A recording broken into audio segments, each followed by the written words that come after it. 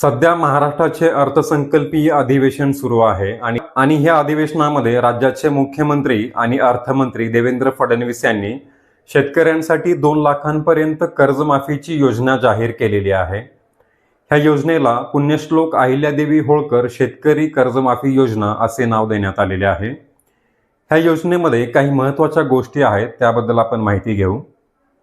दिनांक 30 सप्टेंबर 2025 रोजी ज्या शेतकऱ्यांचे कर्ज थकीत होते त्या शेतकऱ्यांचे 2 लाखांपर्यंतचे कर्ज माफ केले जाणार आहे। ह्यामध्ये दुसरी महत्त्वाची गोष्ट आहे की जास्तीत जास्त 2 लाखांपर्यंतचेच कर्ज माफ केले जाणार आहेत। त्यापेक्षा अधिक रकमेचे कर्ज असेल तर ते कर्ज ह्या योजनेमध्ये माफ केले जाणार नाही। त्याचबरोबर ह्यामध्ये तिसरी महत्त्वाची गोष्ट आहे की ह्या संदर्भातली एक समिती स्थापन करण्यात आलेली आहे।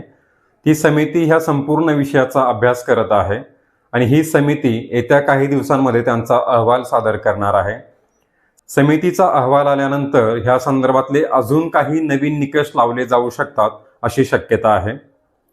तर शेतकऱ्यांच्या ह्या कर्जमाफीबद्दल तुम्हाला काय वाटतं हे नक्की कमेंट करून सांगा। असेच माहितीपूर्ण व्हिडिओ तुमच्यापर्यंत पोहोचण्यासाठी आपल्या चॅनलला सबस्क्राईब करा। धन्यवाद।